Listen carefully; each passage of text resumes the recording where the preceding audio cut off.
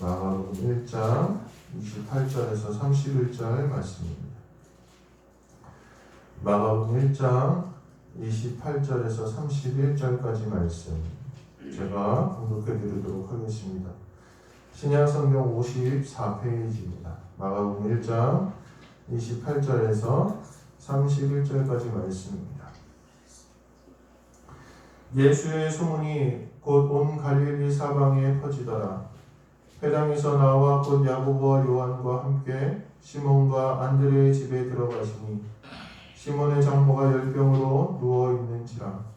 사람들이 곧 그 여자에 대하여 예수께 여짜온대 나아가사 그 손을 잡아 일으키시니 열병이 떠나고 여자가 그들에게 수종되니라. 아멘. 아멘.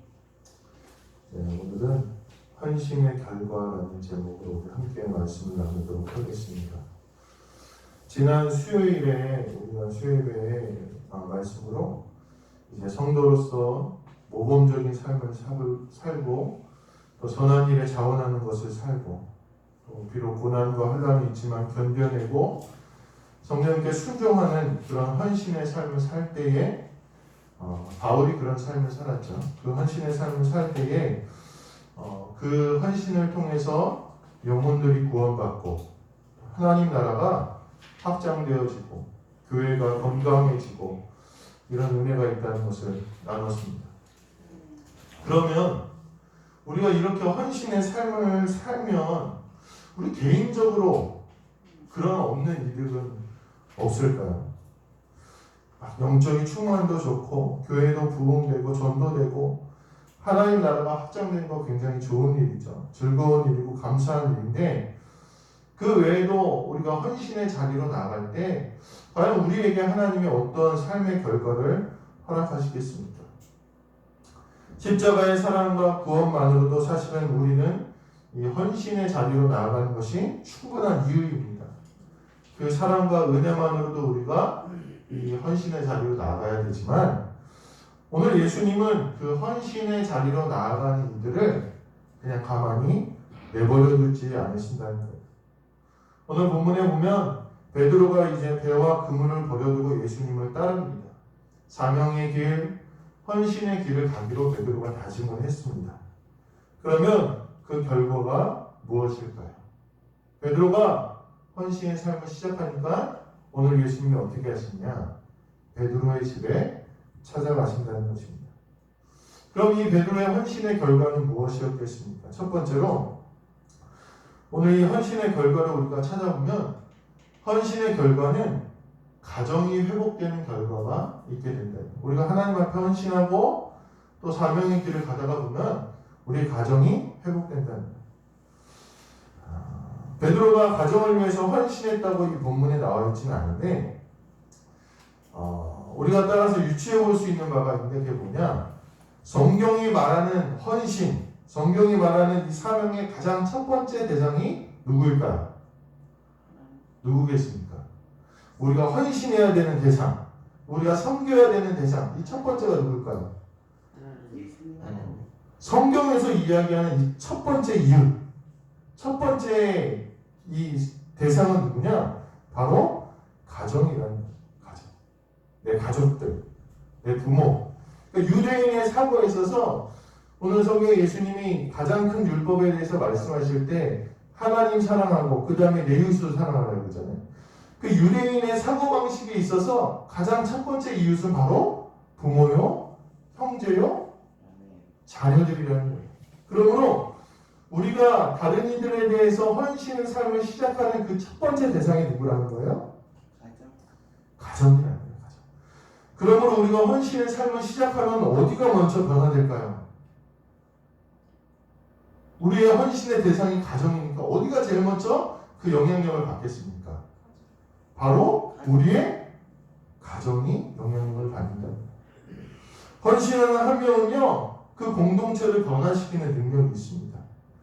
헌신하는 사명자로 내가 세워지면요, 당연히 내가 속한 곳이 바뀌게 돼요. 제가 나이는 어리지만 알고 있는 훌륭한 목사님이 한 분 계신데 이 목사님은 늘 밝고 주변 사람들 막 즐겁게 해주고 또 굉장히 모범적이에요. 그래서 저는 굉장히 오랫동안 그분과 이제 친교 관계가 있었지만 그분이 한 번도 바르지 못한 일을 하는 걸 못 봤어요. 그 정도로 참 순수하고 착한 분이에요. 그리고 힘들어도 막 꾸준히 그런 자기가 해야 될 것, 그걸 넘어서 남들까지도 이렇게 도와주는 그런 착한 분이었어요. 그분이 얼마 전에 이제 임지를 옮겼다는 소식을 제가 들었어요. 부목사로 있다가 다른 교회 부목사로 갔는데 그 계시던 교회가 난리가 났어요. 왜 난리가 났는지 아세요? 그 같이 목사님이 가버리니까요. 그 같이 일하시던 분들이 다 일을 못하겠다는 거예요. 일을 못하겠다는 거예요. 다 그만둔다는 거예요. 몇 분이서 그만둔다고 얘기를 했다는 거예요. 그러니까 그 이유를 제가 얘기를 들어봤더니 그 목사님이 계실 때는 내가 조금 힘들고 어려우면 그 목사님이 어디선가 나타나서 도와줬다는 거예요.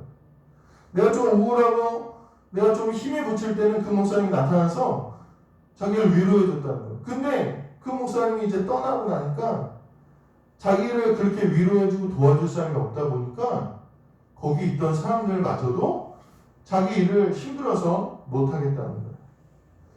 헌신하는 한 명이 없어졌을 뿐인데 남들을 기쁘게 해주던 그 한 명이 없어졌을 뿐인데 그 영향력이 생각한 것 이상으로 더 크다는 것을 제가 깨달았습니다. 이 헌신하는 한 사람의 영향력이 굉장히 좋은 거예요. 그런데 우리가 헌신하는 사람이 되어서 선한 영향력을 먼저 우리의 가정에 대해 끼친다. 눈에 보이지 않는 거죠, 이거는. 그렇지만 그 공동체를 아름답게 만드는 데 있어서 굉장히 큰 힘이 된다는 것입니다. 오늘 우리의 교회에서의 모습, 밖에서의 모습, 사명의 모습이 아무리 뛰어나도요, 가정을 내가 섬기지 못하고 가정이 평안하지 못하면 무슨 소용이 있겠습니까? 물론 가정보다는 믿음이 먼저예요.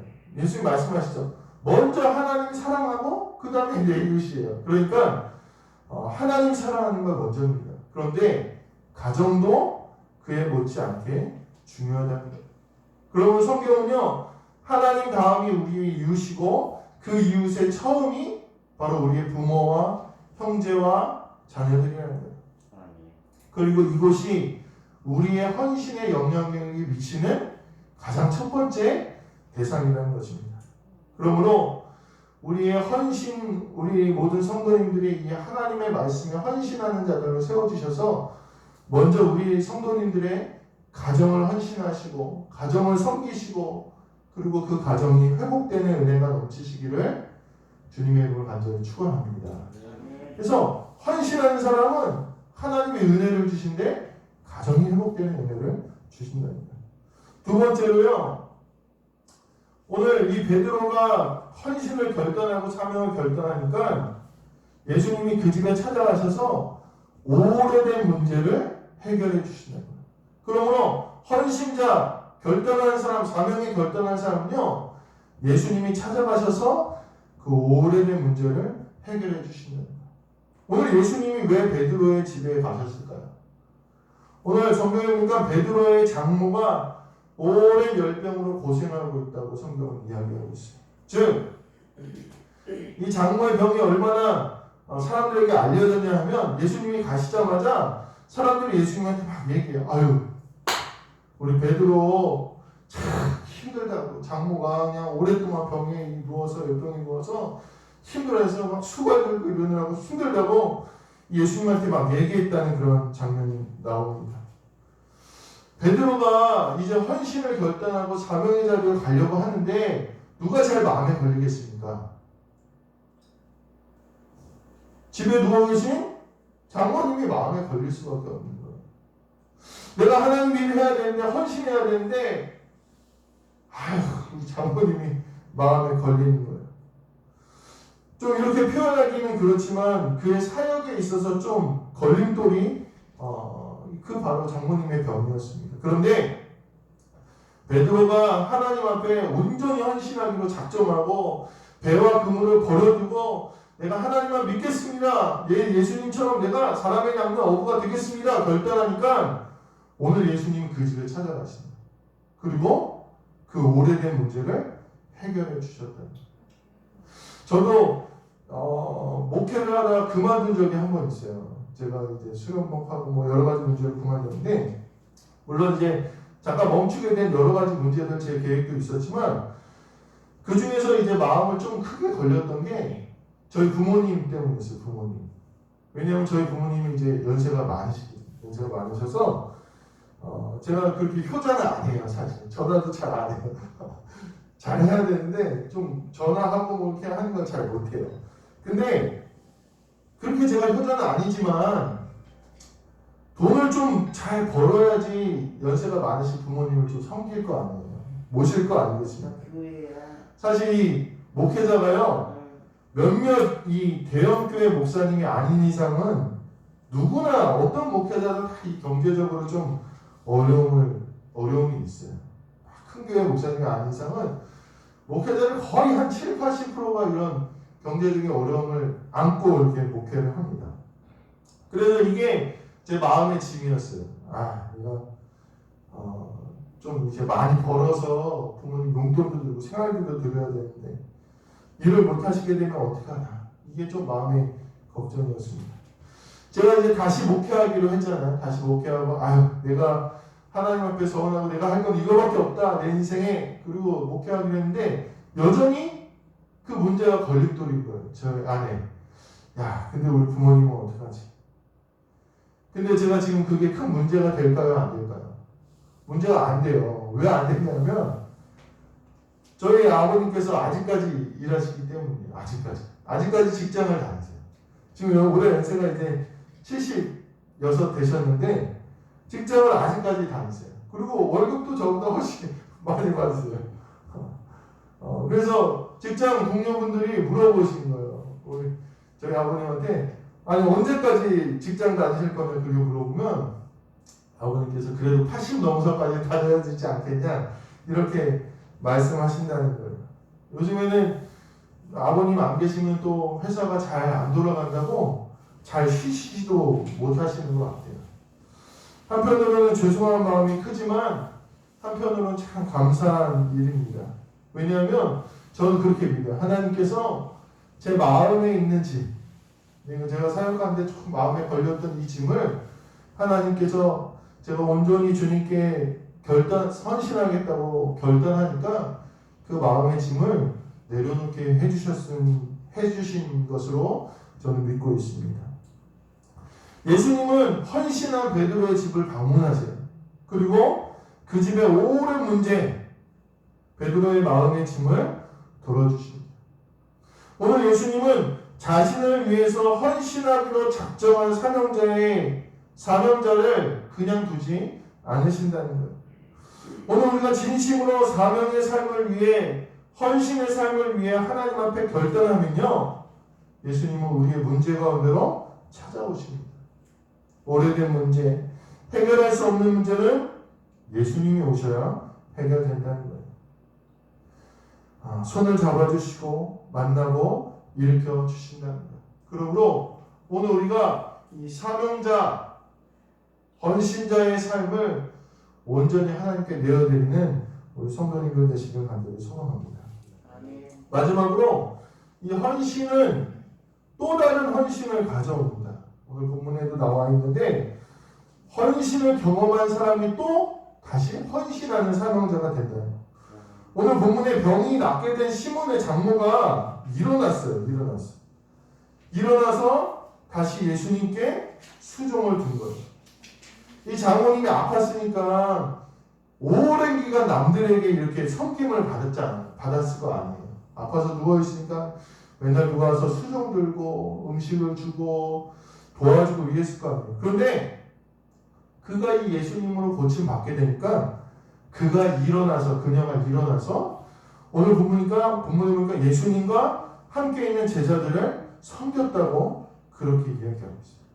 그러니까 이 섬김의 삶, 헌신의 삶을 살면요, 이게 끊임없는 선순환으로 된다. 내가 섬긴 사람이 또 다시 섬기는 사람이 돼서 나를 돕고, 또 내가 섬긴 사람이 또 일어난 섬김의 사람이 돼서 헌신의 사람이 되어서 다른 이들에게 선한 영향력을 끼친다. 이게 아주 하나님 앞에서 굉장히 힘이 있는 선순환이 된다는 것입니다. 제가 좋아하는 작품 중에 그 프랑스의 작가 장 지오노라는 사람이 발표한 나무를 심는 사람이라는 그런 소설이 있어요. 소설. 이게 TV로도 많이 방영이 됐었는데 1953년에 이제 발표한 작품. 이게 무슨 내용이냐면요. 주인공이 이제 길을 걸어갑니다. 길을 걸어가는데 프랑스 나무 시골 마을을 걸어가는데 거기는요 그냥 나무도 하나 없고 풀 한 폭이 안 나고 황량하고 바람 불고 막 그런 거친 땅인 거예요. 이제 그 땅을 이제 쭉 걸어가고 있는데 누구를 만났냐면 엘제아르 부피에라는 양치기를 만나요. 엘제아르 부피에라는 양치기를 만났는데 참 이상한 사람이에요. 아무도 살지 않고 마을이 예전에는 있었는데 이 마을이 다 몰락하고 다 사람들이 떠나고 물도 없고 그 황량한 곳에 이 양치기가 사는 거예요. 근데 이 사람이 뭐 특별하게 뭐 하는 게 아니라 요만한 도토리 하나를 가지고 다녀요. 도토리를 여러 개 가지고 길을 가면서 하나씩 심는 거예요. 그래서 이 사람이 참 이상하다. 참 희한한 사람이다. 왜 이 오지에서 이렇게 살고 있나. 이 의문을 가지고 이제 그 부피아라는 사람하고 작별하고 집으로 돌아와요.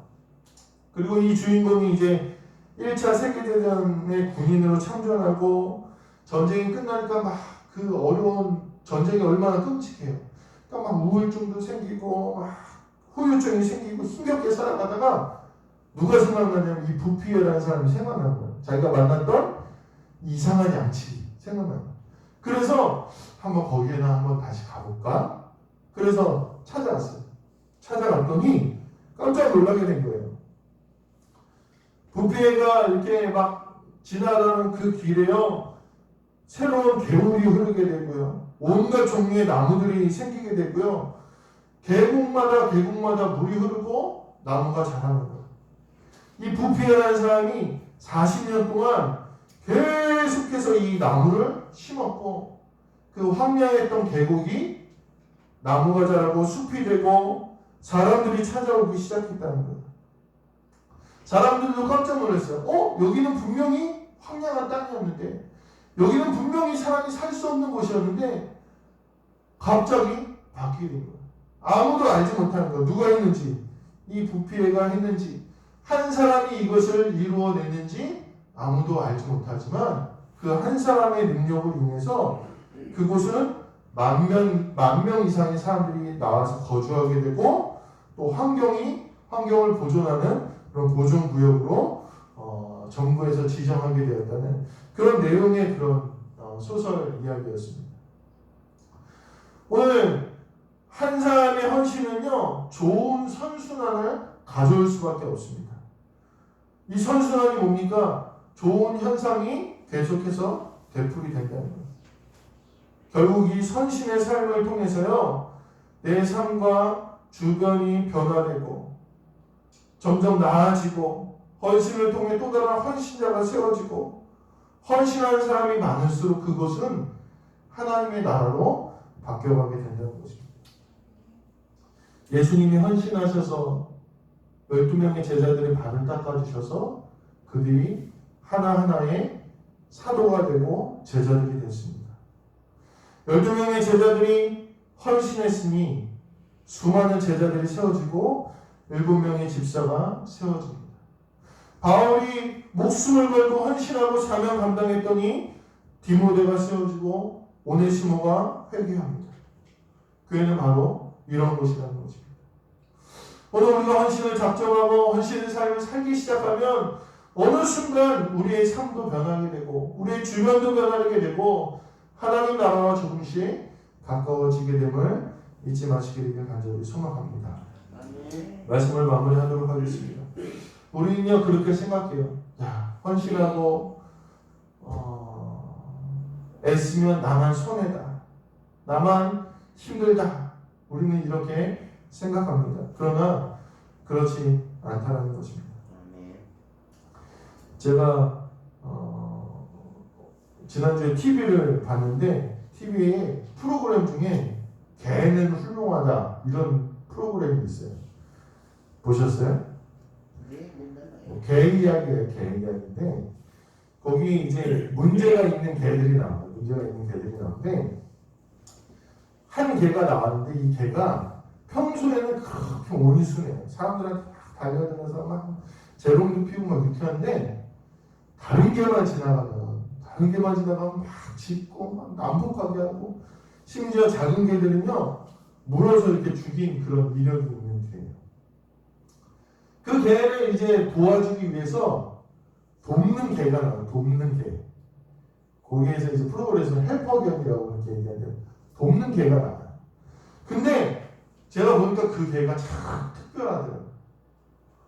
어떻게 특별하냐면요. 그 난폭한 개가 개를 만나면 이제 난폭해지는 개가요. 개만 보이면 막 짖는 거예요. 그러면 다른 개들은요. 자기 보고 짖으니까 똑같이 막 짖어요. 막 난리가 나요. 근데 이 개는요. 그 커다란 개가 막 사납게 짖어도요. 쳐다도 안 봐요. 쳐다도. 슬쩍 보고 그 다음에 누구를 쳐다보냐면요. 주인만 쳐다보는 거예요. 이 개의 견종이 보더콜리라는 개인데요. 그 난리를 치는 개의 견종은 라브라도르 리트리버라는 개인데 굉장히 활동적이고 호기심 많아요. 근데 이 보더콜리는요. 그 개보다 월등히 호기심도 많고 월등히 에너지도 많고 월등히 활동적인 그런 개랍니다. 그런데 신기하게 주인만 쳐다보여요. 주인만. 그 개가 난리를 쳐도 주인만 쳐다보여요. 그래서 그 프로그램을 진행하는 그 전문가가 얘기하는데 이 개가 어떻게 이 난리 속에서 주인만 쳐다보느냐 그렇게 했더니 그 전문가가 그렇게 얘기해요. 이 개한테는 주인이 보호자가 가장 즐겁고 보호자에게 복종하는 것이 가장 좋고 보호자가 자신의 문제를 모두 다 해결해 준다는 사실을 믿기 때문에 이 개는요 아무리 주변에서 난리가 나도 보호자만 쳐다본다. 제가 이 얘기를 보면서 좀 부끄러웠어요. 왜 부끄러웠냐? 우리의 믿음이 이 개만도 개만도라 그러니까 좀 이상하네요. 어감이.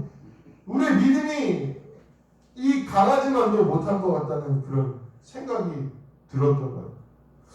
내가 온전히 하나님께 헌신하면 내가 좀 손해보는 게 아닐까?